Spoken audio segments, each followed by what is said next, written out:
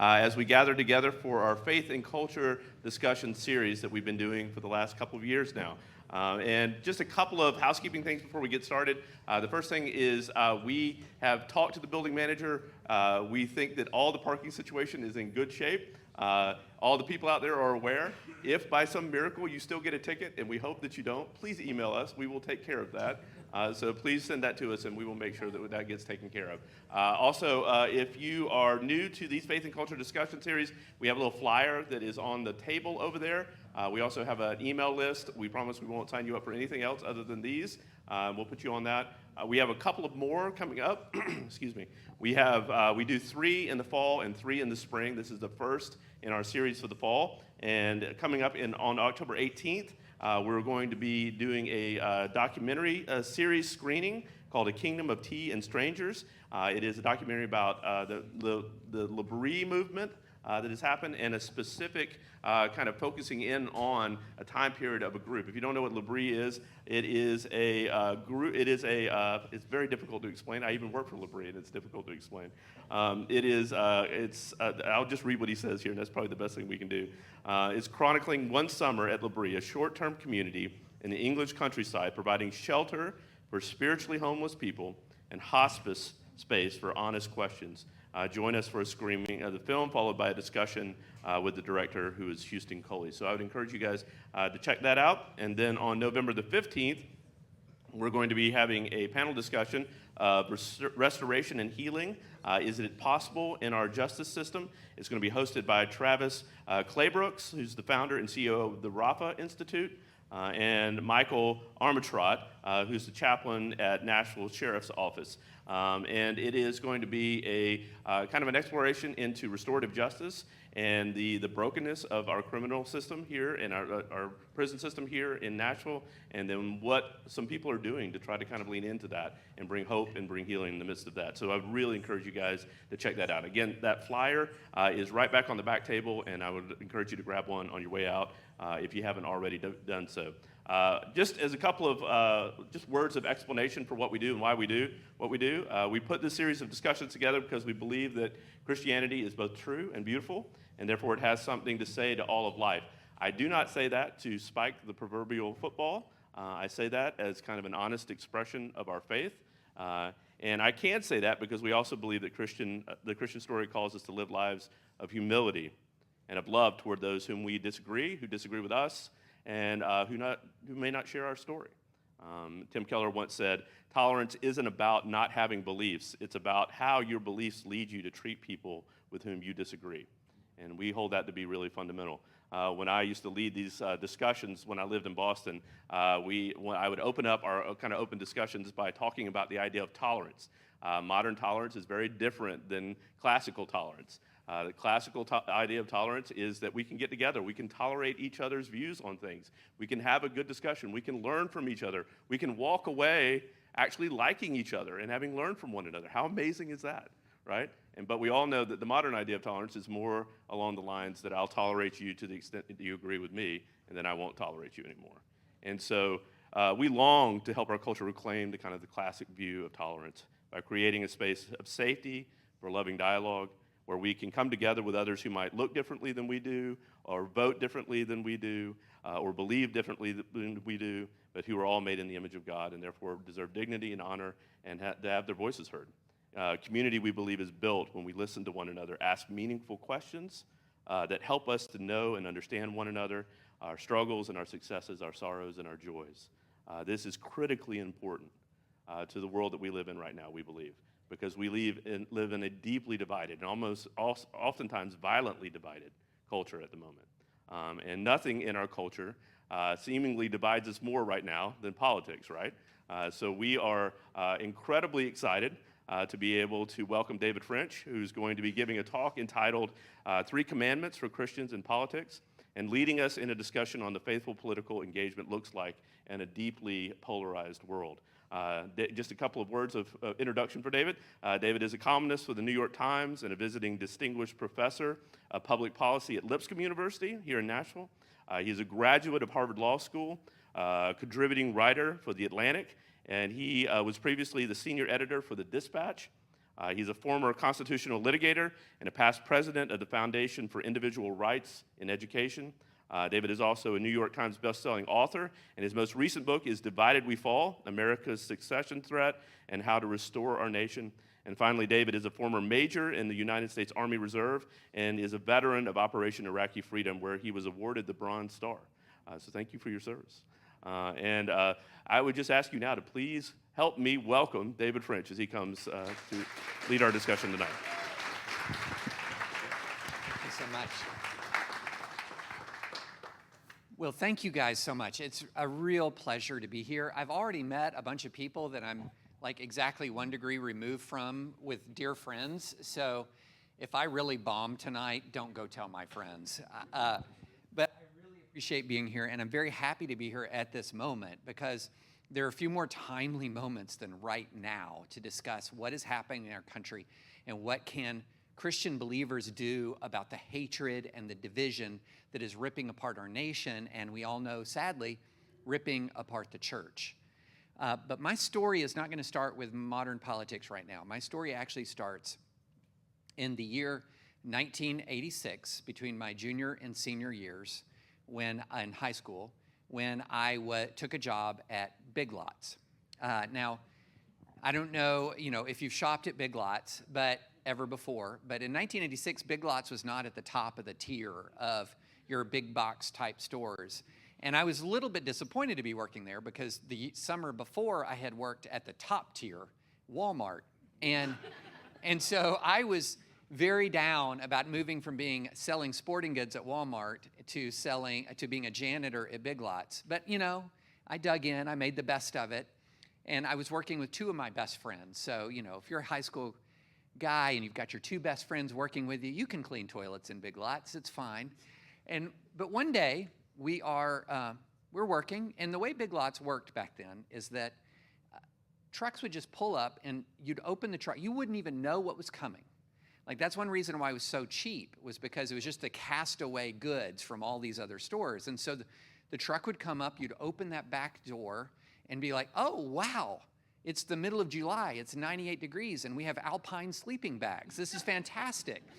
So let's load them up. So one day we're there, we pull a pallet, and you got these big boxes of sleeping bags, and we're loading them onto the shelves. And my wonderful friend says, David, do you think you could fit in that box? I was like, what are you talking about? It's a big cardboard box. Of course I could fit in it. And he says, well, I don't think so. Show me. Now, keep in mind, I'm 17 years old. I'm a complete idiot and gullible. And so I say, sure. I climb into the box, and I stand there. It comes about up to my waist. And then the next thing he says is, the manager's coming. Hide. Well, I wasn't doing anything wrong, but when you're a 17-year-old guy and your best friend tells you to hide from an authority figure, it's like automatic. So I just duck down, and the next thing I know, I see the top of the box closing on top of me, and I hear, and it's duct tape, and they're taping me inside the box. So that was the whole thing, to get me in, stand in the box, get me to duck down, and then tape me inside the box. Like classic high school prank, right? I thought it was hilarious. They thought it was hilarious. They start rolling me around the store in this box, and I'm laughing so hard the box is shaking. They're laughing. Nobody knows what's going on. But I don't know if you remember the last time you were taped in a box, but it goes from funny to hot and stuffy really fast. Like really. And so after about 5 minutes, I'm over it. Like it's done, joke's been played, but they're not done. So they keep rolling me around until I stop rolling and I hear cash registers. They've just left me at the front of the store around the cash registers. And so at this point, I've gone from being happy and laughing to being somewhat concerned to actually like a little worried. How am I gonna get myself out of this? I'm not just gonna explode out of a box in front of everybody. So I just wait. I'm sweating, I'm hot, and then there's an announcement over the intercom. Stockman to the front to remove box. I was like, yes, I'm saved. And so I start rolling again. but it takes me about 5 seconds to realize it's my friends again. And they're laughing and they're snickering, and I'm whispering, it's enough. This is a friendship issue now. You got to let me out of this box. Stop it. They had no intention of letting me outside the box. So I roll and I roll and I roll and I stop, and I have no idea where I am. All I hear is the music, that's over the intercom. So this is 1986. So it's like Bon Jovi, except like it's symphonic, so it's like shot through the heart, you're to blame, you give love a bad name, except a symphony orchestra. And so that's all I hear, but it's intolerable. I have to change this situation. And so I just decide, I know it's duct tape, so I have to use real energy to get out of this box. So I'm crouched down, and then I decide I'm just gonna explode out of it. And so I just jump with all of my might. And whenever, you're exerting yourself like that, you have to yell, right? Yeah! I just explode out. The cardboard goes everywhere. I've got some duct tape on my shoulder, and I hear this piercing scream. Ah! And I'm standing in women's lingerie next to this older woman who's holding up a bra, and I'm in like my orange, vest, and all I can think of to say is, can I help you? So I think the message here is obvious. I'm ready to take your questions now. No, actually, so one of the things that was not mentioned in my intro is that one part of my job, one of my many jobs I've had in my life, is I was actually an interim youth pastor for a while, for about 1.5 years of an Assemblies of God church in Georgetown, Kentucky. And so that's where I developed the habit of using an amusing anecdote only tangentially connected to the topic to begin to talk. But this one actually has connection. It actually has connection. Hang with me here. Because when I was in the box, what was my situation? I was in an intolerable situation that I was afraid to change. I knew I was miserable. I knew that I had to change this. I knew this could not last. But the whole time, I was afraid of what would happen in any given moment for me to leave that box. And so what I would submit to you is that a vast majority of Americans, including a vast majority of Christians, recognize that we are in an intolerable situation right now in the United States. But the people who recognize the intolerable situation are often afraid to step forward to do what needs to be done to change it. So let me talk for a minute about what is intolerable about our situation. I'm going to sum it up in one word: hatred. Hatred. That is what is intolerable about our situation. People on the left hate people on the right. I'm not talking about dislike, have mild bad feelings for. I'm talking hate. People on the right hate people on the left. People on the left hate people on the right. And this has been going on and escalating for a long time. If you don't believe me, we'll go back 10 years to the year 2014.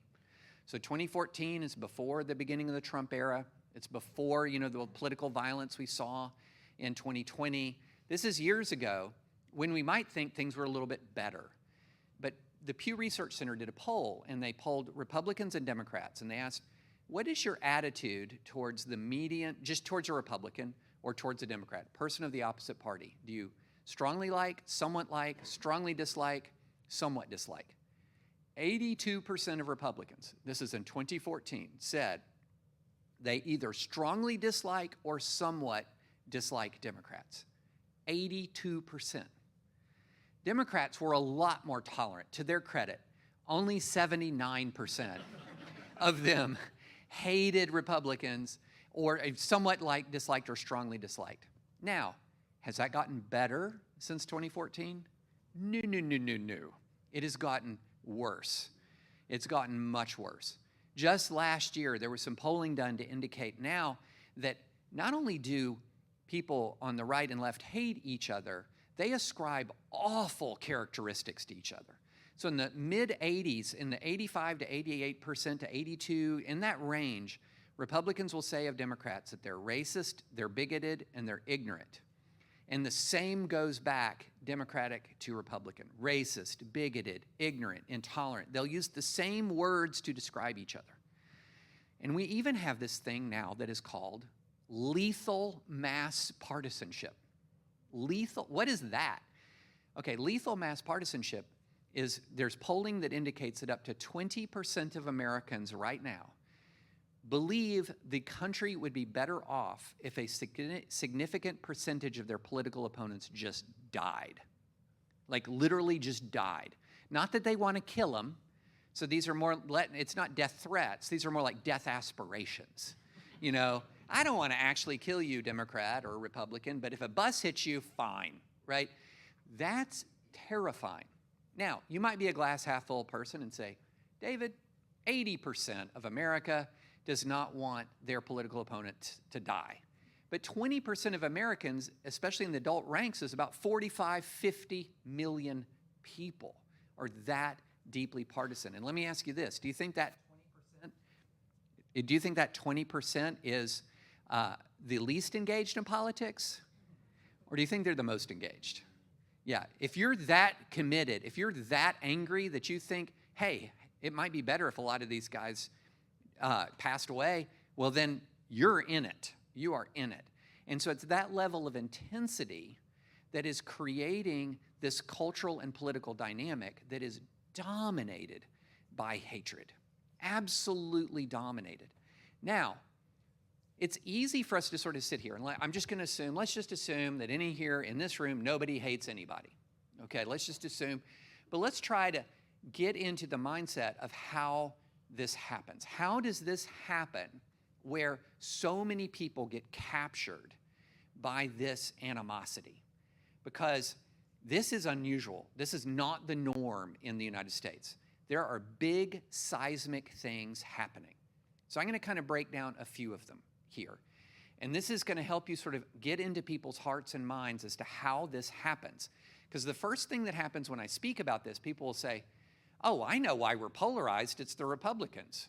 Or someone will say, I know why we're polarized, it's the Democrats. Because you have an immediate partisan explanation. But why we're polarized is actually deeply rooted in sociological factors that unless you understand it, it's just mystifying. So let's start with one. It's called the big sort. This is not an idea I came up with. There's going to be a theme in this talk you'll hear, and then in the Q&A. I'm very good at purveying other people's ideas. But this is not an idea that I came up with. But about 20, 25 years ago, a guy named Bill Bishop was noticing that American migration patterns were changing. So let's say, I don't know if we have any like IBM alums from the 1980s or 90s, but IBM was famous for moving its employees all around the country to different IBM plants and facilities and things like that. And that was a symbol of the way that a lot of our migration was just economic. You went where the jobs were. If your company moved to one town, you moved to that town. And that meant that a lot of our migration was actually really beneficial for us.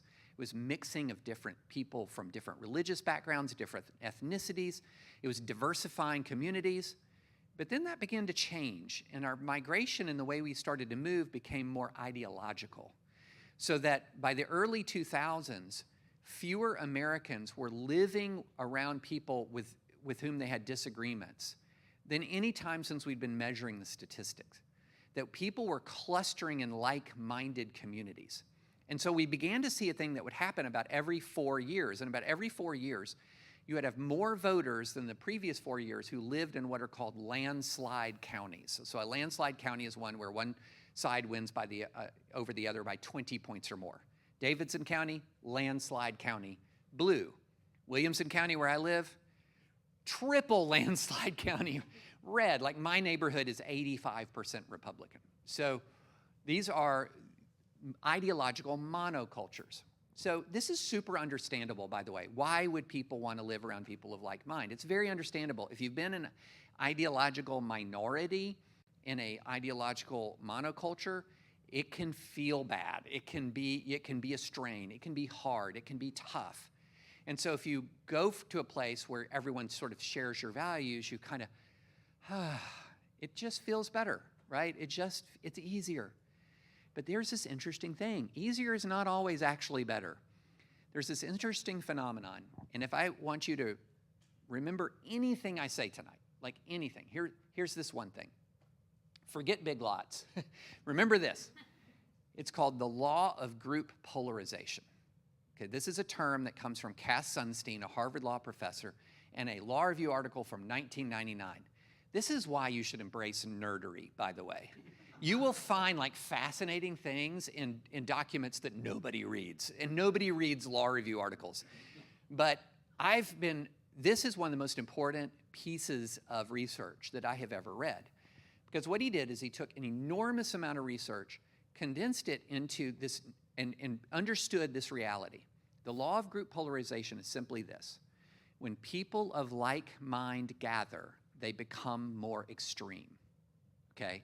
So if you all agree on something and you come together, we've all experienced this. We've all experienced this.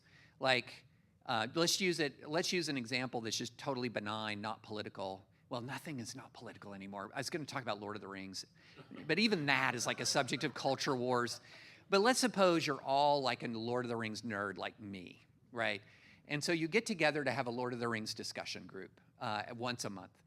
And do you leave that discussion group liking Tolkien less or more? When you're together and you are in agreement, you radicalize each other almost without even knowing about it. And interestingly enough, the research shows that when a like-minded group gets together, by the end of the deliberation, there are times when the entire group is more extreme than the most extreme person was at the beginning of the deliberation. That's how much we reinforce each other. We just make each other double down. Like, so if a group of 6 guys gets together and they support gun rights, at the end of that meal, they are more committed.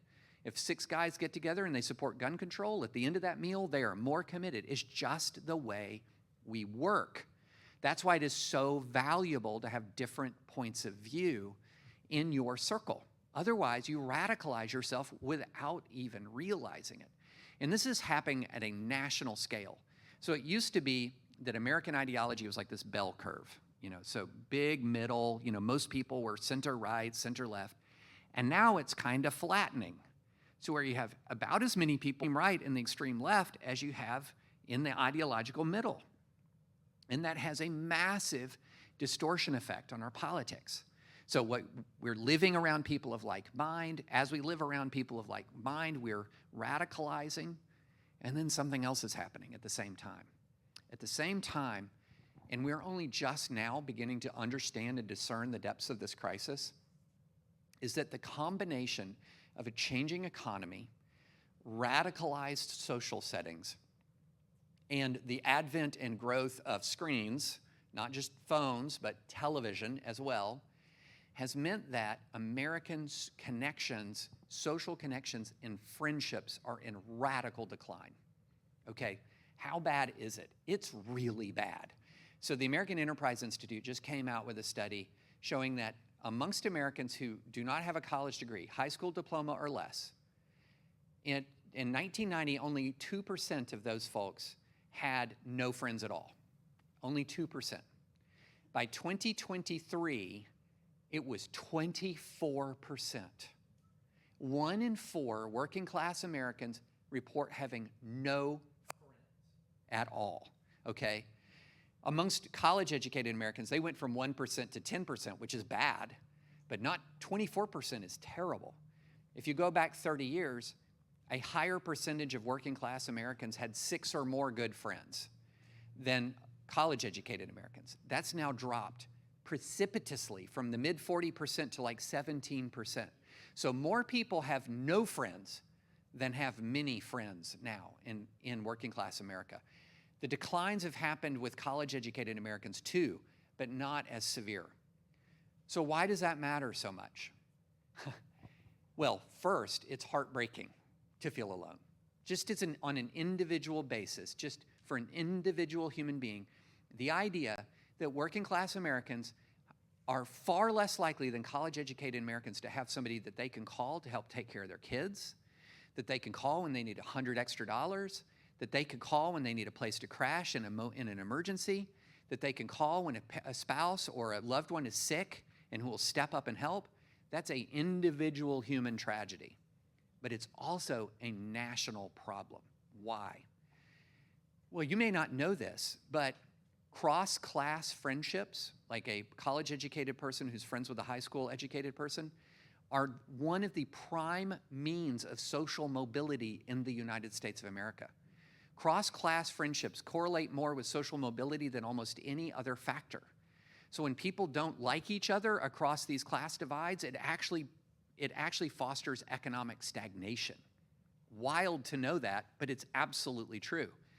Here's another thing that happens when you talk about these loss of friendships.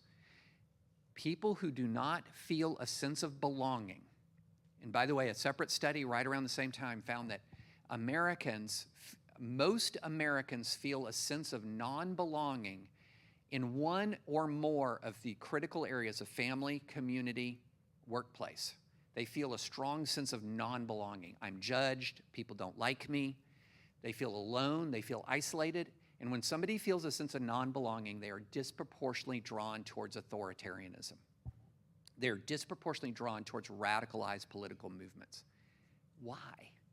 Why? Because when you're isolated and alone, it's not just that you often lack companionship, you often lack purpose. You often lack purpose. And so what does an authoritarian political movement give you? It gives you purpose, and in many ways, it also gives you community. You get the community that comes along with the cause. And so, for example, one of the best pieces of reporting that we did at the Dispatch when I was there is my colleague Andrew Egger went and he embedded himself with the Front Row Joes. So the Front Row Joes are the folks who go to they follow Trump's rallies like, people used to follow the Grateful Dead. Is there a band that people follow with the zeal of the Grateful Dead anymore? Fish, okay, Fish, all right. Wow, that was a unanimous response. That's amazing. I asked another audience this, and they were like stumped. I said Dave Matthews Band, and somebody laughed at me. Like that. So they follow him like people follow Fish. And what they found out is they went for Trump, they stayed for each other. They formed friendships. Some of the folks even got married and sadly later divorced. But they were in it for each other. This is the same thing that we're seeing with conspiracy theories right now. The legal definition of a conspiracy is very instructive to the problem. A legal definition of a conspiracy is a combination of two or more persons. That's the conspiracy part, is the combination of two or more persons towards a particular objective or idea. And so what is that word combination? It's a word that also can mean a community of two or more persons. And so what you're seeing often in conspiracy theories isn't just a bad or mistaken idea. If it was just that we're dealing with, a bad or mistaken idea, you can handle that. Throw out fact checks like croutons on a salad, right? And you can sort of start to deal. No. That is not the issue. Again, go back to the notion of community and purpose. If you're deep into a conspiracy, you have a community. If you're deep into a conspiracy, you have a purpose. And so it is very difficult to replace something, community, purpose, with nothing, which is fact-checking somebody out of their community and purpose. That's almost impossible to do. So we're in this world in which people are clustering together of like mind. They're radicalizing as an automatic consequence of their clustering. They're deeply isolated from each other. Also add into the notion that American civic associations are falling apart. 25 years ago, Robert Putnam wrote the book Bowling Alone, signaling that religious fellowship is falling. Local sports leagues are falling, like bowling leagues. All of these things are healthy for our community. Well, not church softball. Not church softball. That's the closest I've ever seen in my life to the wars of religion touching off, is when I used to play in church softball in Nashville. And whoo, okay, that was something that it was putting strains on the body of Christ.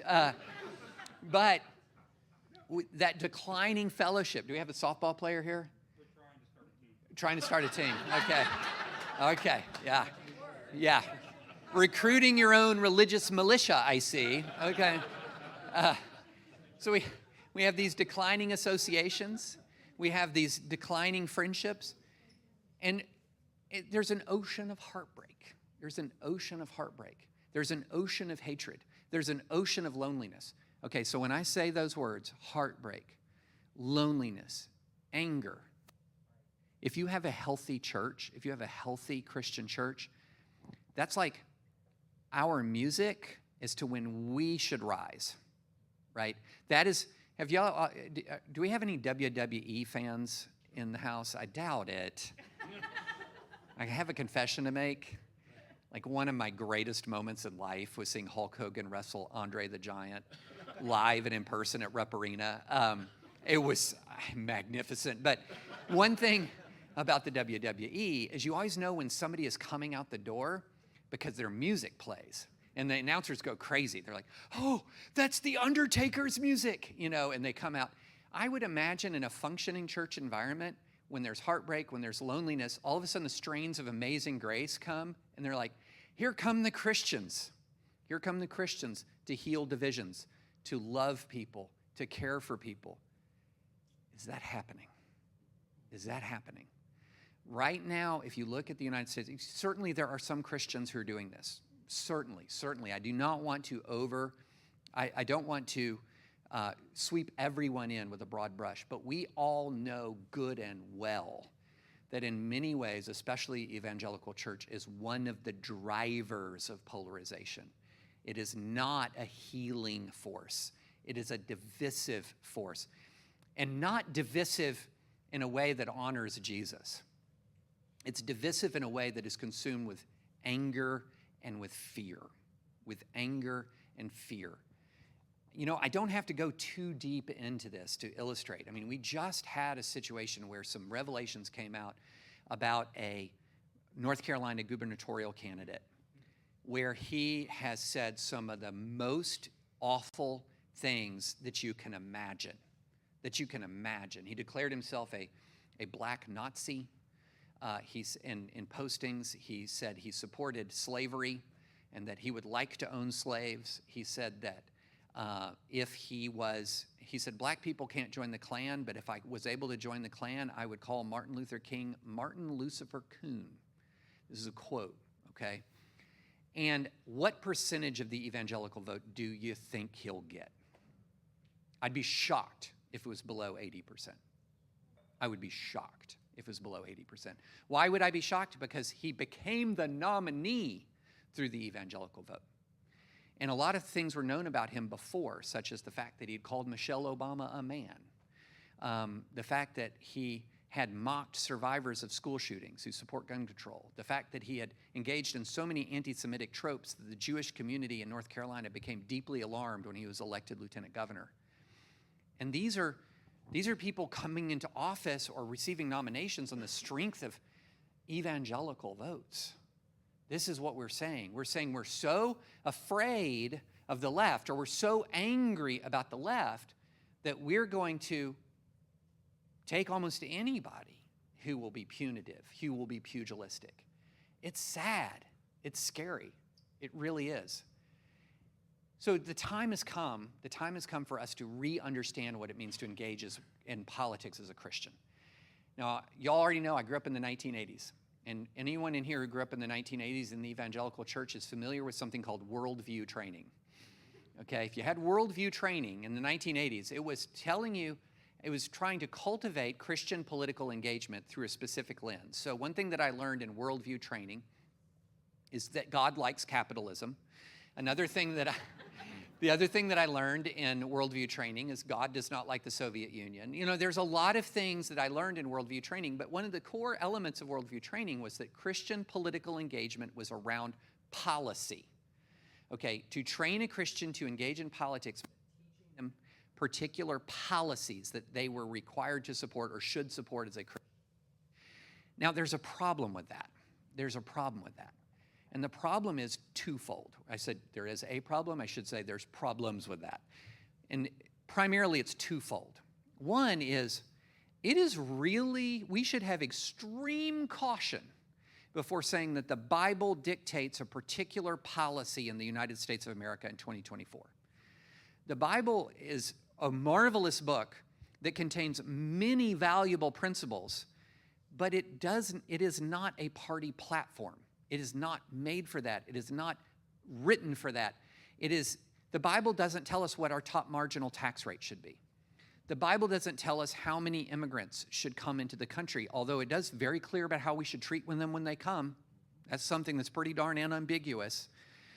So there are many things that the Bible doesn't give us as precise guide, and yet we have been told time and time and time again, here's what the Bible tells us we have to do about politics. And that's just wrong. There's a lot of room for disagreement.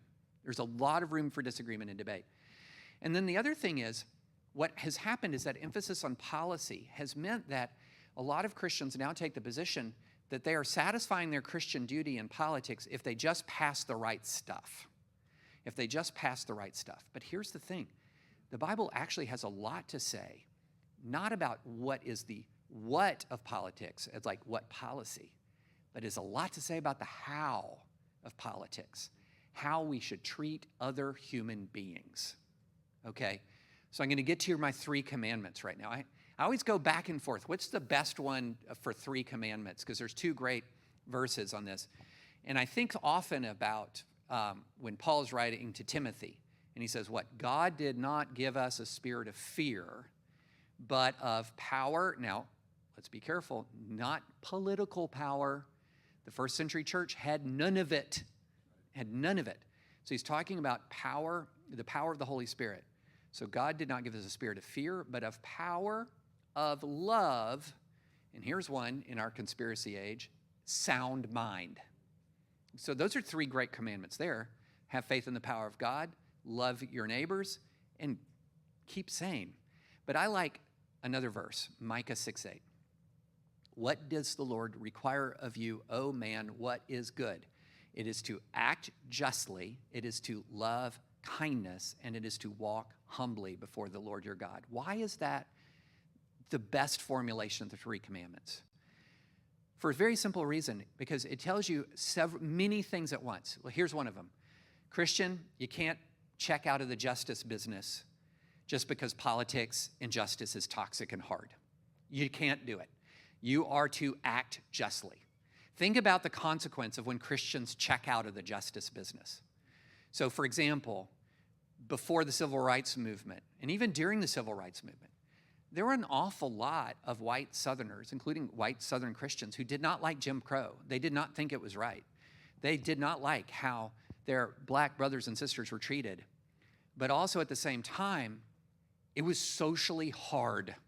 It was socially dangerous. It might have even been physically dangerous for them to stand up against that system. And so you heard many of the same things you hear now when churches shrink away from justice. They say, well, justice is divisive. Justice can create problems in the community. And so we had a lot of really otherwise good people step back. But we don't have that option. We have to lean in on justice. But then there's the next 2 commandments. Act justly, love kindness. Love kindness. Other translations say love mercy. So if you're leaning in on justice and you're cruel and you're vicious and you're owning people on Twitter, you're not doing it right. And then here's the last one that is so much harder, I think, for everybody, even than kindness, is humility. How many people do you talk to in politics, especially people who are very deeply engaged? And we all have people in our lives who are like the guy that's always going to be the first one who responds to your Facebook post or whatever, if you're still on Facebook. And, those deeply engaged people, how many of them express open humility or uncertainty about complex topics? It's nobody. It's almost nobody. We have some of the most difficult challenges faced that you can imagine. Racial reconciliation in the United States of America. Who's got the definitive, absolute plan that's going to work on that? If you're not leading with humility on race, that's a problem. We have a war in the Middle East right now, and I can't tell you the number of people that approach me, write me, talk to me, and they say, this is what we need to do. I'm like, oh, wow. It's like nobody smart has been thinking about this for no time at all. This is very difficult stuff. Now, To acknowledge complexity, to acknowledge difficulty is not the same thing as leaning out, right? You can still present your best idea. This is my best idea as to how to do this. You can even advocate and argue for your idea, but you should be leading also with curiosity about what other people think. I think one of the most tangible expressions of humility is curiosity. It is curiosity. And so if you're acting justly, you're leaning in to justice, but you're also loving kindness and you're walking humbly, that is about the most countercultural formulation that I can imagine. You are, and if somebody is going to hate you for that, and believe you me, people will hate you for kindness now. They will interpret kindness as weakness. They will hate you for humility because they'll interpret humility as weakness. Almost all of this gets interpreted as weakness, and the hatred that will come upon you is unbelievable. However, we do not have an option. We do not have an option. Kindness is not something that we deploy until it doesn't work anymore, right? Not long ago, I was speaking at Southeastern Baptist Theological Seminary, and speaking to a bunch of, pastors in training and theologians and everything. And somebody asked me in the Q&A afterwards, they said, "What book are you reading right now?" And I said, "To help you get through these polarized times." And I said, I'm going to give you the most evangelical answer ever, the Bible. I said, but I'm reading it through a specific lens. And that specific lens is every syllable, especially of the New Testament. I almost said First Amendment. What on? Every syllable of the New Testament was written by and to a community that was suffering persecution that we cannot fathom in this country. And what was the message? Love your enemies. Pray for those who persecute you, right? What are the fruits of the Spirit? Galatians 5. Let's see. Let me remember them off the top of my head. Republicanism, conservatism, complementarian. No. It is no. Communist. No. It is kindness, peace, patience, joy, gentleness, self-control. It is a collection of virtues that signal love for others. That's what the fruit of the Spirit is. These are the virtues that are spawned from what? Love. And then we often look at the Bible and we look at what Jesus did when he went to a people who were being crushed by the Romans. Just crushed by the Romans. I often like to imagine a first century Christian. He just pops up. And for some reason, he teleports forward in time. He's, minutes away. He's in line. You remember seeing The Gladiator, the movie, and Maximus is in line to go out into the arena. So he's in line. He's about to go out in the arena, except he doesn't have a sword. He's just lion chow. And it's about to happen, and it's awful. It's horrible. It's the worst thing ever. And foomp, he comes here, and he watches one of these pastors talk about persecution in the United States of America in a $50 million sanctuary, speaking to a group of people who are the largest faction of one of the two most powerful political parties in the most powerful country in the history of the world. And they're saying, we're persecuted. And then, because this is a kind first century Christian, he says, oh no, tell me about that. And they say, well, have you seen what they say about Christians on Twitter? And say, you begin to, I've heard that there are some times when you can have some trouble if somebody sees a social media post and maybe your employer might not like it. Or, we've had situations where pastors or leading Christians aren't allowed to come onto major elite college campuses. And almost immediately, the guy's like, wait, hold on. You have a mega church. We have to meet in a cave. You have celebrity pastors who make millions of dollars selling books and raking in fees from YouTube. This is not persecution. Now, there are individual injustices that occur in the United States, absolutely. But the idea that American Christians who have it better than about any community of Christians in the history of the world, that we're persecuted and we're panicked, is mind-blowing. It's mind-blowing to me. Instead, we cannot approach our communities in that defensive crouch. We cannot approach our communities and participate in the hatred that dominates our political discourse. You know, one of the things that when you look at American history, it's very challenging. It's very challenging for one, you can see immediately when you look at American history with the eyes open, here's what our story is. It is the story of high aspirations clashing with grim and gross reality often. So let's go back to 1776 and the Declaration of Independence. We are endowed by our Creator with certain unalienable rights. Among them are life, liberty, and the pursuit of happiness. Wonderful words are written by a slave owner.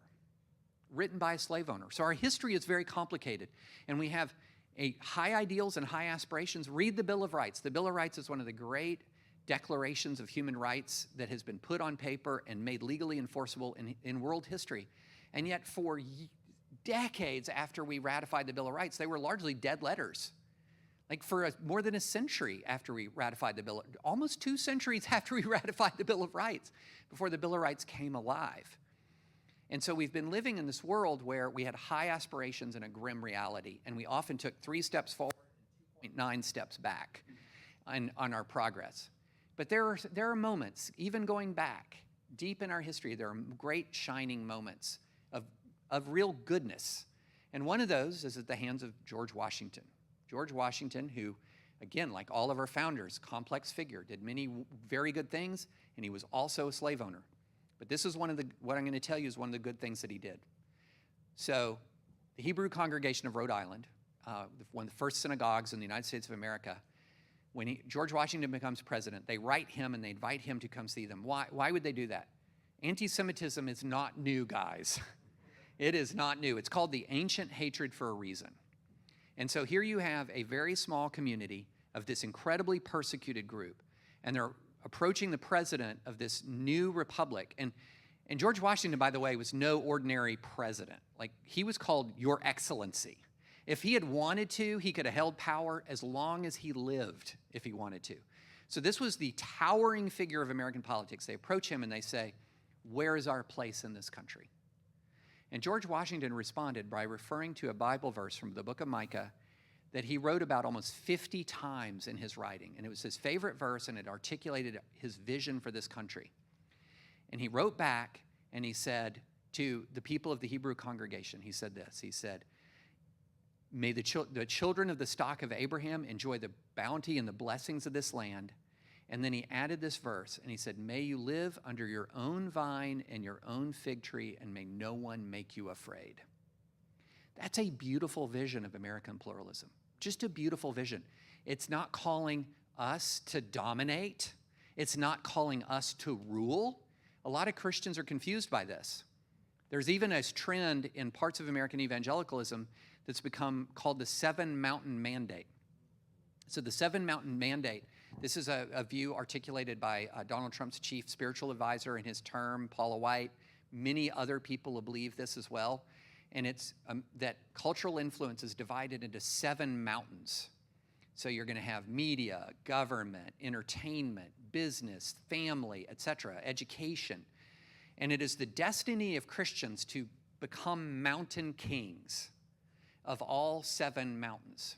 And that is our destiny. Our destiny is to become mountain kings, that we are to rule, that real justice comes when we rule. Now, it's been a minute since I've read of Christ's temptations, but I remember one of them, he's taken up what? To a very high place. And Satan says to him, this is all yours to rule if you want to. Sounds a lot like Satan's offering for him to become a mountain king, right? And what does Jesus say? Jesus says no. Jesus says no, and he goes to the cross. And a lot of people seem to think the fact that Jesus went to the cross means that we don't have to. Jesus went to the cross and faced suffering and persecution so that we don't, so that we can rule. No, what did Jesus say? You also take up your cross and follow me. The will to power should be alien to our existence. Alien to our existence. And so this idea of every person living under their own vine and their own fig tree, that is a recognition of human dignity. It is a recognition that one of our roles, one of our objectives is to make sure that every single person in this nation feels loved, feels respected, and is treated with dignity. That's our objective. And so when I think about the 3 commandments, when I think about Micah 6:8, and I think about Micah 4:4, here's what I would say. What is our mission as Christians engaging in the body politic? Our mission is to act justly, to love mercy, and to walk humbly so that every man or woman can live under his own vine and his own fig tree, and no one will make them afraid. And if that's our vision, that's radically countercultural. That is moving towards healing, not hating. And it is the vision that I believe mirrors the example of Jesus Christ. All right, I'm happy to take questions. Thank you guys very much.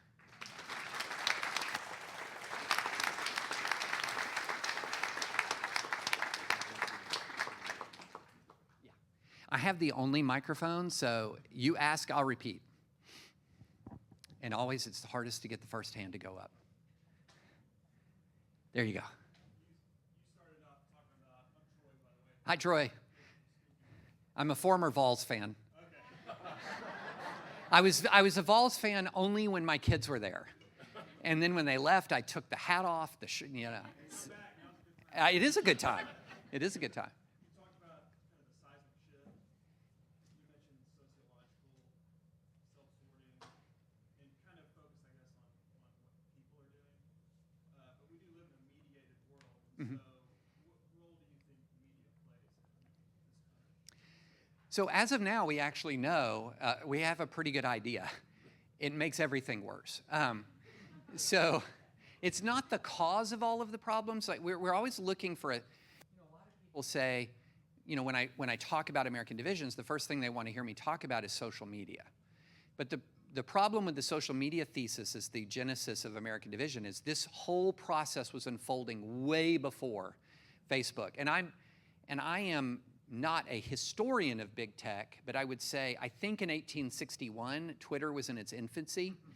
And so we proved that we're completely capable of wrecking each other without social media and screens. But it is making everything worse. And it's making everything worse in a couple of tangible ways.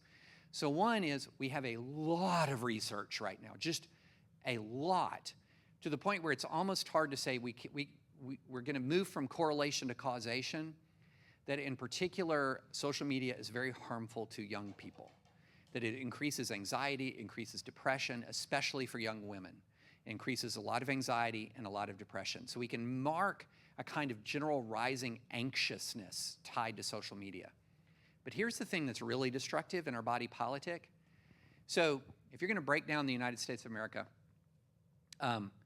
into different groups beyond red and blue, which is what a group called More in Common did. It did a study on the hidden tribes of American life. And found out that there's actually a much bigger spectrum than red and blue. We just cluster there when we vote. But the interesting thing is that they found out that the people who are most partisan are the most wrong about their political opponents. So that person that you know in your life who reads everything, who seems most informed, who's going to tell you exactly what Democrats think or exactly what Republicans think, they're very wrong. And they're very wrong in a very specific way. They believe their opponents are more extreme than they really are. And so the more political media you consume, the worse you are. It's a fact. The more what is it? Who is it that has a more accurate view? The people who have a more accurate view of their political opponents are the people who consume no media at all. Here's where they get their views of their opponents, through these antiquated things called friendships. So they're not getting their view of Democrats mediated through the Daily Wire, or they're not getting their view of Republicans mediated through Huffington Post or their favorite Twitter follows or whatever. They're getting it in flesh and blood interactions. And what you find in flesh and blood interactions is that actually Americans, red and blue, have a lot of common values. That extraordinary amount of common values. And really, only the sharpest divisions are only at the very edges. But if you're not on those very edges, there are a lot of common values. So what is media doing? What media is doing is dividing us by deceiving us about who our opponents are. Now, that's not entirely media's fault. It's consumer demand for that information. We love confirmation bias. We love it. And so if I feel animosity towards Democrats, I'm hungry for that information. I'm hungry, especially in highly polarized times. You're just hungry for that information. And so this is a supply and demand problem. So yes, it's media's fault, but being in media, one of the things that is fascinating is the number of people who come to me and say, why don't you cover X? And I'll say, we've covered that extensively. They just didn't read it because it wasn't polarizing. It wasn't divisive. And so why don't you print good news stories? We do, and they're the lowest traffic stories we write. When you're talking about what the people want, it's made very, very, very obvious by the traffic numbers looking at the front page of any newspaper on any given day. So yes, it's media, but it's also demand for that particular kind of media. But here's what's interesting. Man, I'm giving you a way too long answer. Here's what's super interesting. There's one media source that brings us together, and you're gonna be blown away by what it is. And I'm wondering if any of you guys have watched this media source once this year. Any guesses? Bluey like is Jesus' show, but no, I'm talking news. Yeah. Nope, it is the ABC, NBC, CBS nightly news. That 30-minute show that I grew up watching. It was on at 6:30 p.m. when I was young, and I would watch Peter Jennings every night, my 30 minutes. That, in fact, if your main media source is ABC, NBC, or CBS nightly news, you understand your political opponents more than anybody else. And I talked to the head of NBC News about this, that she didn't even know that this was a study. And I presented it to her, and I said, why do you think that is? And she had a fascinating answer. She had said, I think it's two things. One, we tell our people that our news is for Des Moines and New York and Mobile and San Francisco. We're making news for all, we're reporting the news for all of America. And she said, here's the other thing. We always end with a story that is life-affirming, and we pull them from all over America. And so people, when they watch that news, if anyone still, well, actually, you won't believe it, but millions still do, they always end with something life-affirming. They always end with something hopeful, or usually do. And you can't predict how it's going to be coded, if it's from red America or blue America. And it actually helps us understand each other. So yeah, media is part of the problem, but we're the ones making media part of the problem, and there are alternatives that are part of the solution. Other questions? Yes, sir. I wonder if you kind of follow through that, if you can speak at all to, let's just say like in Washington right now, how much of this is there sitting down across parties and actually forming relationships? Like, as someone who, like, we're taking the media in. Yeah. Like that, but do you have a sense of that yet? Oh, I have a very good sense of that. Almost anybody who spent any time in Washington will tell you it's so much worse than it used to be on just forming friendships and relationships. That Washington communities are cocooned off into their own subcultures. Because with the decline of compromise in Congress, it's a chicken or egg issue. Has the decline of relationships created the decline in compromise, or has the decline in compromise created the decline in relationships?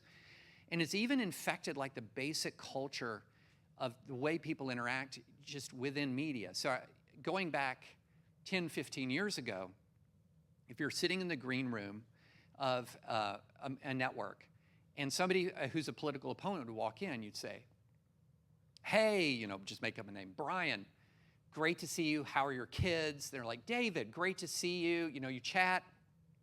You go on TV and you fight and you squabble, but it was never too intense. And then you get off camera and you might say, wow, that was interesting. Really appreciate you debating me about this. And then you make plans to get together. That just doesn't happen. That just doesn't happen. If that happens, it's rare, rare, rare. And so what you're actually seeing is extreme animosity over political differences. And I'm reminded of what Tim Keller told me. By the way, can I just say I miss Tim every day? One thing Tim Keller told me, 15 years ago, I would say, longer. No, it was longer, like 18 years ago. I was at an event in New York, and he said, one thing that I've noticed is that the young people in my church used to be able to be friends across big political differences. And sometimes even the political differences would enhance the friendship. They enjoyed getting together and kind of chopping it up. That was my dynamic with my law school fantasy baseball league. We were like divided. Maybe 5 of us were conservatives and 15 were liberals, and we just went to battle against each other all day, every day, and loved it. We had fun. We were enjoying, and because we loved each other. And he said, but what I'm noticing is now people cannot tolerate any disagreement and remain friends. And so I've seen that. He was on the front end of noticing that, and that has spread virally. This notion that somebody who's my 10% enemy, or who disagrees with me on 10% of things, can be 100% my enemy. Because we're so certain that we're right. We're so certain that we're right that we view disagreement as a character defect in the other person. That's, by the way, a thoroughly fundamentalist spirit. It's that level of burning certainty, that's a fundamentalist spirit. And a lot of us have it and don't even know it. And so, yeah, this what's happening in D.C. is that, and it's even worse than it is, say, here, because they're the ones on the leading edge of it. And it's amazing how many times, there will be somebody that I like and I've known for a long time, have no ill will towards them at all, and I write a piece, and they disagree with it. They disagree with my argument, and they'll write or tweet something that says, I used to respect David French. I'm like, was it that bad? Was I that wrong that, you can't even respect me as a human being anymore? But this is where we are. And I own up, I'm wrong. I'm wrong sometimes, wrong a lot of the time.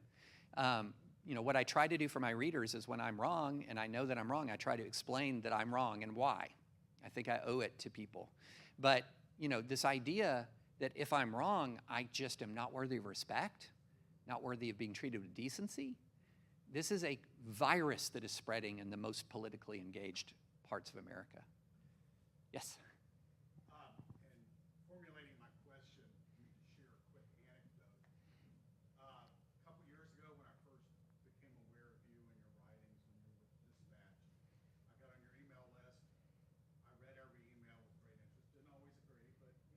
You read every email? You're a scholar and a gentleman. Yeah. Even if I didn't agree, at least I thought what you were saying was thoughtful. Mm-hmm. So one time, this was maybe 3 years ago, there was an article. It wasn't a particularly divisive one, but it was insightful. I can't even remember what it was on. And I blind copied about 8 or 10 friends. Oh, I felt bad for you already. I know where this is headed. I hope y'all are hearing this, yeah. People who got it, and I just said, hey, interesting article, food for thought, tell me what you think. And then I forwarded your email. The people who got it didn't realize I was forwarding this to a lot of people. Mm-hmm. That BCC them. It started a war. Oh, gosh. Very dear friends of mine. Yeah.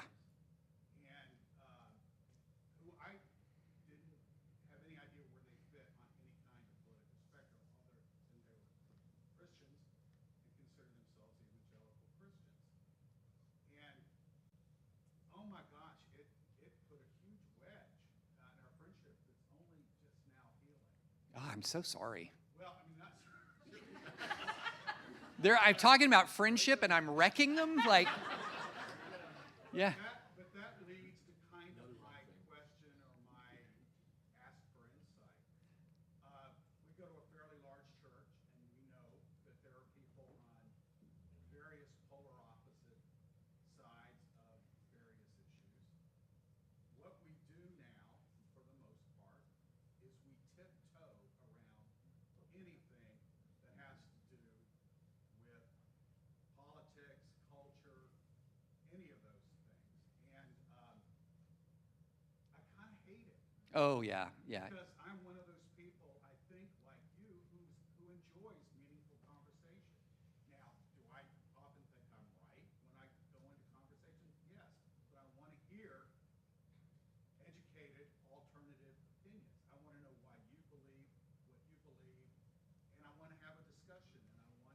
end of it for us to shake hands and love each other and be friends.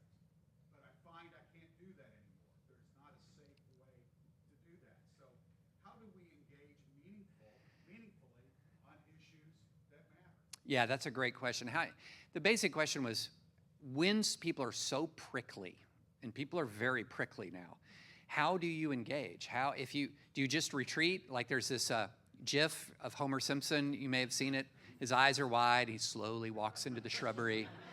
That's the way a lot of like really decent people are about politics now. They might post something or say something in a gathering and then just immediate pounce, anger, fury. And it's like getting hit with a cattle prod. And you just kind of recoil from that. You don't want to have anything to do with it. But at the same time, we can't live like that. We absolutely can't live like that. So I'm going to tell you an approach I use, and I'm just going to go ahead and warn you, it doesn't always work. But this is the approach I use, and I think it's a sound approach. And it's really rooted in an insight I got from Jonathan Haidt, the NYU professor and sociologist. And he wrote a book, and he talked about persuasion and conversation by comparing a human person to an elephant and a rider. Okay, so if you remember nothing from this talk, other than the law of group polarization, remember elephant and rider. And so what he says is, a human being is essentially the rider. Think of the rider as like your rational mind, right? This is the part of your mind that teaches you 2 + 2 = 4, 3 + 3 = 6. The Southeastern Conference is the best football conference. Like all of that, like rational, reasonable stuff. And so we like to think of ourselves as driven by the rider. You know, you guys might be emotional, I'm logical. You guys might be driven by your feelings, I'm driven by facts. But the reality is we're not. That the elephant is everything else about us. The elephant is our upbringing, the way our parents parented us, the geography where we live, our ethnicity, our religious tradition, it's everything else.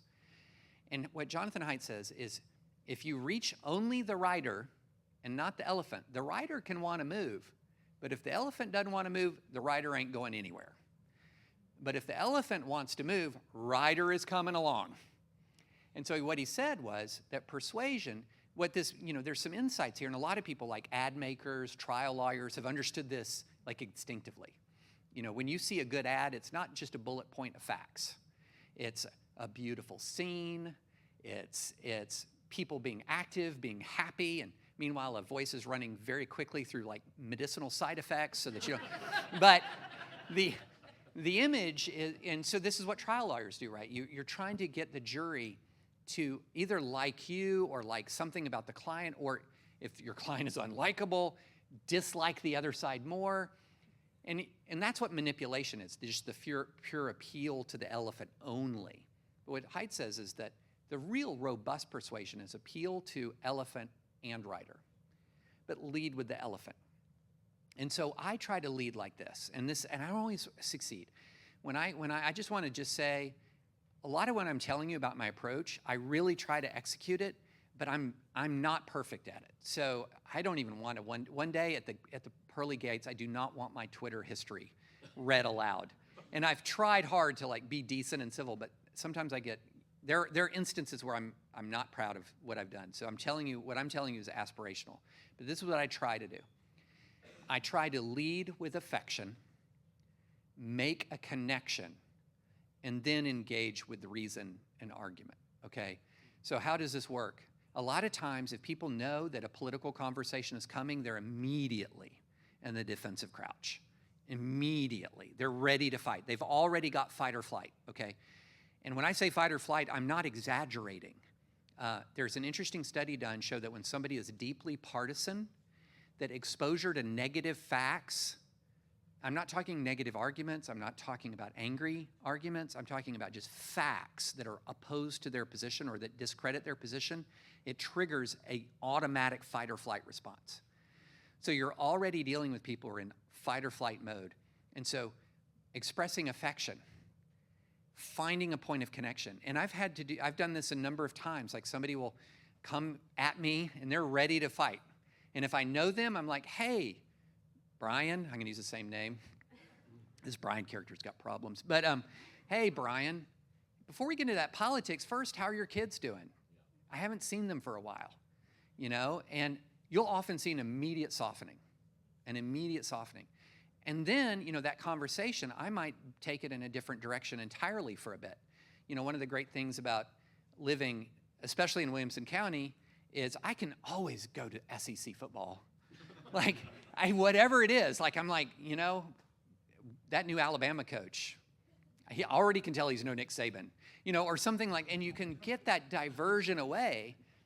And then you've established some rapport, and sometimes I'll even say, okay, so what is it that question you wanted to ask me? I'm happy to answer. But already everything is softened. It's changed, right? And so it's not manipulative. The affection is genuine. The connection actually exists. But that lays the groundwork for the communication to come. Now, there are some people, they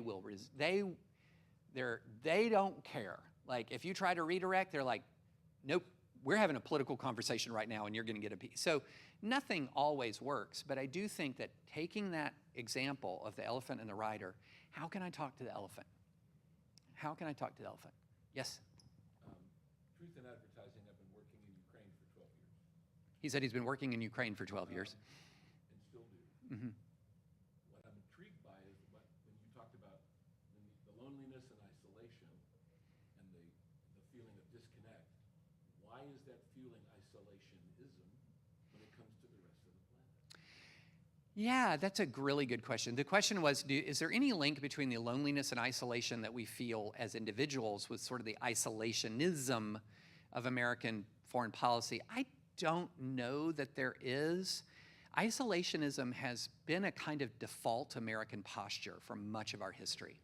And so it took a lot to get Americans to engage with the world post-World War II. So, you know, a brief history of, you know, the last 100 years or so is that we had this horrible cataclysmic World War I. 20 million people died. And the world, the victors decided we want that to never happen again. They called it the war to end all wars. And so they formed the League of Nations. They ratified the Kellogg-Briand Pact that declared aggressive war unlawful. And they built a security infrastructure to try to deal with it that was lacking the most powerful country in the world, the US. So we went right back, retreated within our shores, watched as Europe fell apart again, and then we had World War II, and 60 million people at least died. So at the end of World War II, we finally agreed we had to be engaged. That's where we helped create the UN. We put it in New York to like guarantee our participation. We create NATO, we create alliances in Asia, all with the goal of avoiding that next world war. Because we knew that next world war would not be 60 million dead, it would be more. And so, but that is very much against that sort of American, that longstanding American sense that we're gonna be, we got our two oceans, just leave us alone. But we were able to sustain it because of the existential threat of the Soviet Union. As soon as that went away, that sort of isolationist impulse comes up. Also, very importantly, a sense of national unity that we had when defending against an existential outside threat disappears, and we revert to the normal, classic American, we hate each other kind of dynamic that has been plagued us for a long time. And so I think that the isolationism really is a reversion to the mean. And so one of the things that We've done our job, so let's go back to we've done our job. So one of the tasks of people like me who support our, you know, a US-led international order and support NATO, we have to re-persuade people. We have to tell them the lessons of history, that every time Europe has gone bad, we've been pulled in. Every time. War of 1812, people don't realize this. This was an offshoot of the Napoleonic Wars, and the British burned the capital. Then we had World War I, then we had World War II. So I don't think it's an offset of our loneliness. I think it's a reversion to the mean. Yes, sir. I have another historical question. I had a chance to hear Robert Putnam speak last night at Vanderbilt. Oh, I wanted to go, but I was speaking at Southern Adventist University. It was amazing. He made such an interesting comment. I wish he had taken questions. He says that he believes that America was the most united politically and able to speak one to another across political divides around the turn of the last century. That the Civil War was, the wounds of the Civil War were pretty much done. Oh, so the 1899 to 1900. Yeah. 1910. He said also that was also the influx of what people call the that many of the Protestant denominations were really trying to take seriously the impetus Jesus commands to love your neighbor. And interestingly, he says the single most significant creation was the birth of the Boy Scouts. So that built that and the offshoots of the Boy Scouts built all kinds of connections. So at the same time, though, I was thinking, well, that's also when Jim Crow was really getting established. And was that all papered over? Were we just getting along so well, people were willing to put up with things? Yeah. It's so funny. As you were talking about like this unity in 1899, 1900, 1910, I'm thinking, Jim Crow. I mean, this is also when, we were having basically, we were having race riots across the South. Lynching was rampant. And so there is this tendency, and it is with fear and trembling that I disagree with Robert Putnam, who's one of the most brilliant people and, social commentators in the United States, who's many very, very, very valuable insights. But if you are not from the South, and I don't think that he is. Yeah, if you're not from the South, your historical memory is of a different, it's very different. And so, but if you're from the South, this sort of idea that 1890s and 1910 was some sort of golden era in any way, shape, or form is completely false. It wasn't very long after that we had the Tulsa Race Massacre, for example. And that's not the only race massacre in the U.S. One of the sobering things about my own education, and this is one thing that is where education has improved. Let me do show of hands. How many of you were 50 and older the first time you heard about the Tulsa Race Massacre? Okay. How many of you is not too 40 and older? Okay. 30 and older. All right. So it's about half or more of the room are people who didn't even know about this event until you were well into adulthood. But it's something that should be taught in every high school because it was a catastrophe. It was a catastrophe. And so I do think we have this weird amnesia. I'm reading a book. I just watched the Apple series Masters of the Air. And it's really interesting because there's a whole chapter in the book about the way the U.S. military kept our soldiers segregated in British society. And that many of our soldiers were actually appalled at how welcoming the Brits were to Black American soldiers. And it was fascinating to see that dysfunction and that bigotry translate even into that war, which is our, quote, good war. And I'm not disputing that it was, we had to do this. Like, we had to take down Hitler. I'm not like that guy who came on Tucker Carlson and was like, Churchill's the villain. No. No. I'm not. No. No, but what I'm saying is, even in this moment where the greatest generation was doing some of the greatest things that they did, we had this original sin still plaguing us, and we're still living with its legacy. Yes, sir.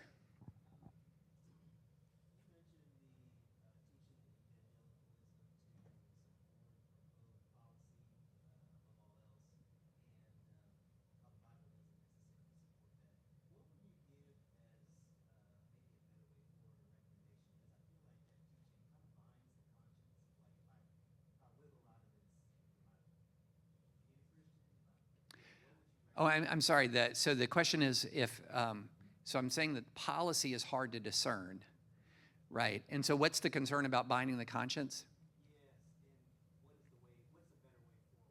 Yes, and what's the better way forward? Yeah. So, I think of, when I'm talking, I do not want people to stop supporting policy. What I want people to do is start supporting policy with humility. So I like the way Barry Corey, who's the president of Biola University, talks about Christians living in a pluralistic world. He says you have a firm center and a soft edge. And I like that a lot. So there's this firm center. You're grounded in Scripture. You're grounded in the Word. You're grounded in love for Jesus. But you are open to other people. Your edges are not hard. And so, for example, when I talk to, I'm pro-life. When I talk to a pro-choice friend, I'm often going to, we're gonna look for some common ground. I'm gonna look for some common ground. And then I'm gonna explain my heart. This is why I believe it. I'm gonna be transparent. This is why I believe. This is where I'm coming from. And I'm gonna also ask, but I'm also gonna lead with curiosity. What do you believe? Where are you coming from? And so I think that, you can have these tough conversations and you can advance policies that are very controversial, that you believe are just, but they should be advanced with humility and with kindness. And a lot of people, it's amazing. I've given this message to pastors' groups, to political groups, to Christian universities. I've talked about this, and always the response is, always, well, but what if you lose? But what if it doesn't work? What if you lose? And I'm like, whoa, hold on. Let's define winning here. Okay, let's define winning. Because by the world's measure, Jesus lost. By the world's measure, Jesus lost. He goes to this oppressed country. He is the Messiah. He's facing oppression that is beyond anything that we've experienced. And he allows the Romans to execute him. And he doesn't have to. Like, he does not have to. And even while he's allowing the Romans to execute him, he says to his executors, Father, forgive them. They know not what they do. The people are killing him, and they're not sorry. They had just cast lots for his stuff. And he says, Father, forgive them. And then he's resurrected. He has victory over death and hell. But what does he do? He does not come back like some American action movie on some kind of killing spree against everyone who did him wrong. He appears to a very small number of people and then leaves them with the gift of the Holy Spirit, no small gift, but he leaves them, and they're just a band of folks alone in a room in many ways. But what happened? What happened? Right now, the name of Jesus is on billions of lips. The Roman Empire is a matter, it's in the ash heap of history. I mean, it basically kept alive through guys thinking about it all the time, but the Roman Empire is on the ash heap of history. And the identity of the Caesar who was alive when Jesus was born is a trivia question, right? It's a trivia question. So what is winning here? What is winning? I think of it more as obedience. It's more obedience and faith. It's saying, I don't understand how kindness and humility are going to radically transform everything when, neither candidate fits my values, or maybe one does and one doesn't, and the one who doesn't might win. No. It's a whole different economy. It's a whole different analysis of what winning is. And so, in my view, obeying the commands of Micah 6:8, civility and decency are just not optional. They're just not optional. They are commands to be complied with, whether they, quote, work or not. Yes? Yeah, you, yeah. Yeah. You touched on this some, but the most radical voices tend to be the loudest, Mm-hmm. and that intimidates what I assume are still the majority of people who are not into silence. Yes. And I fear that as that becomes more normalized, that radicalization will spread, will become more normalized, and there'll be fewer people as we Mm-hmm. get older and die out, and there's a whole new generation coming in that knows nothing other than what they've Mm-hmm. experienced.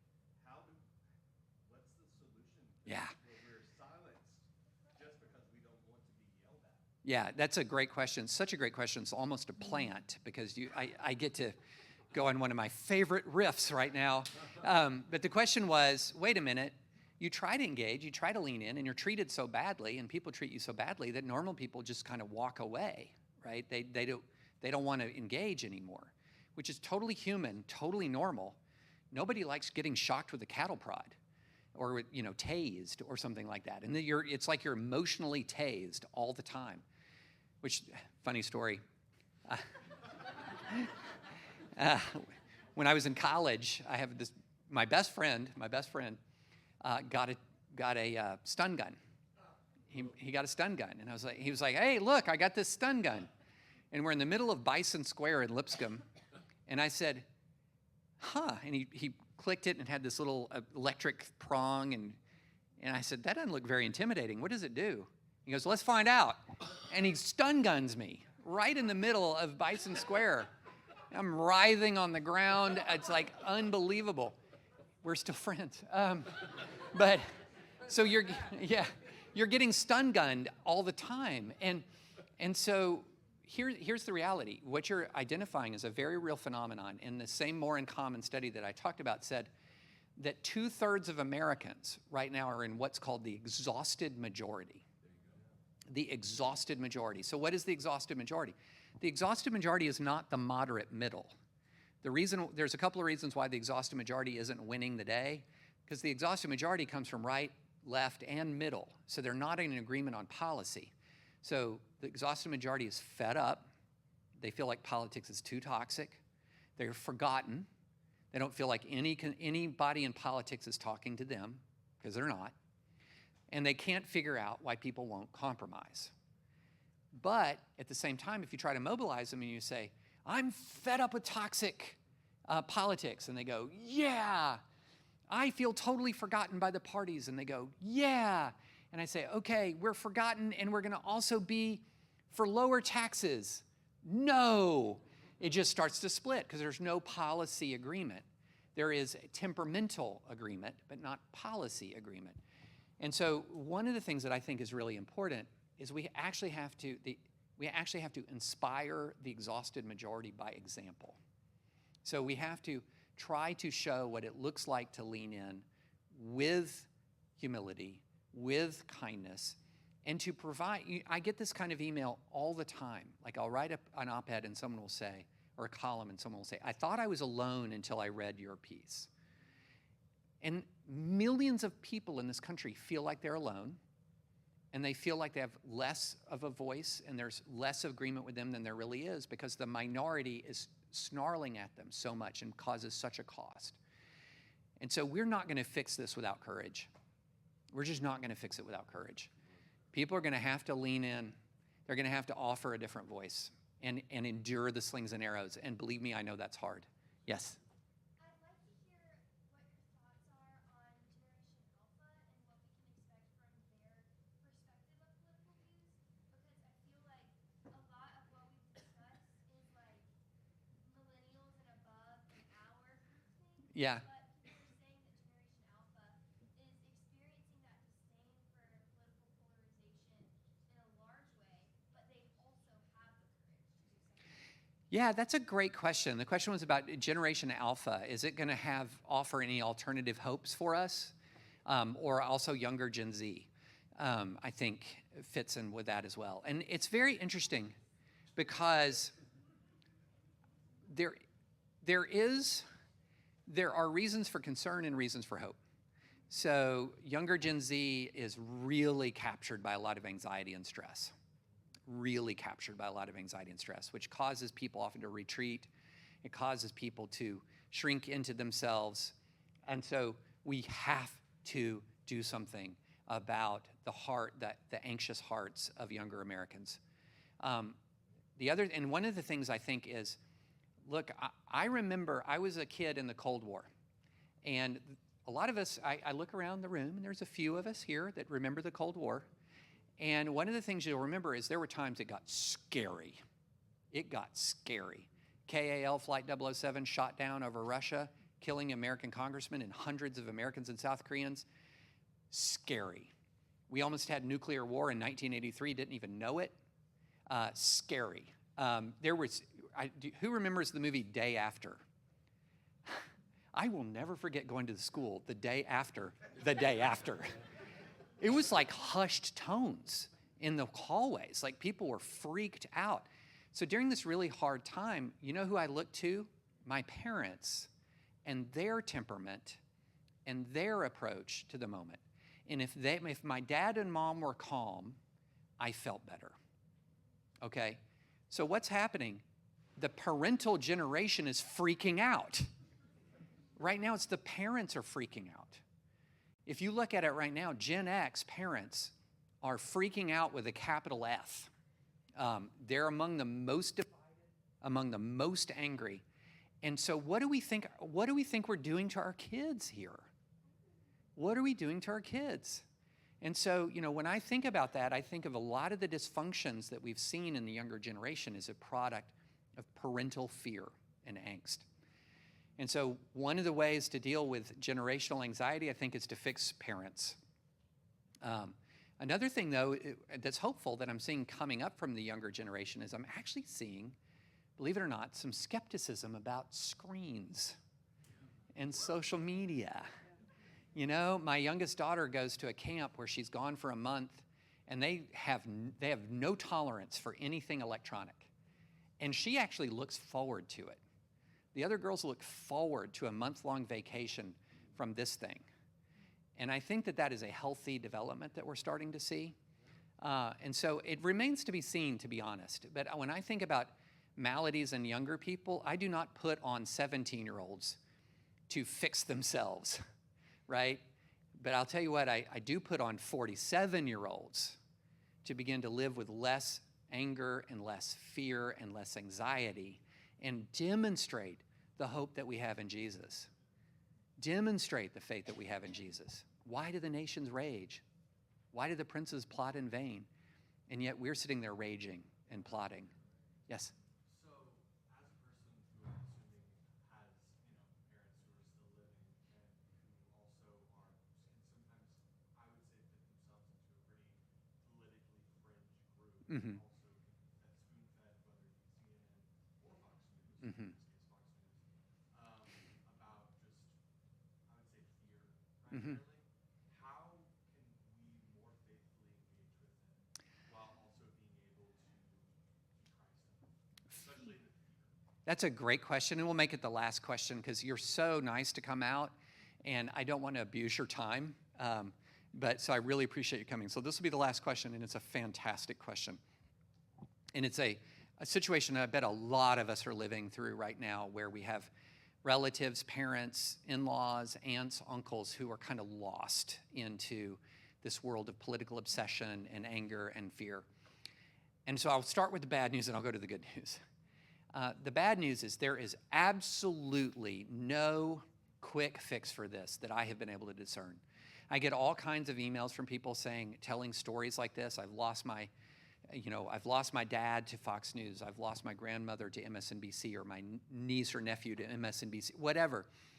And so they're looking for what's the magic bullet.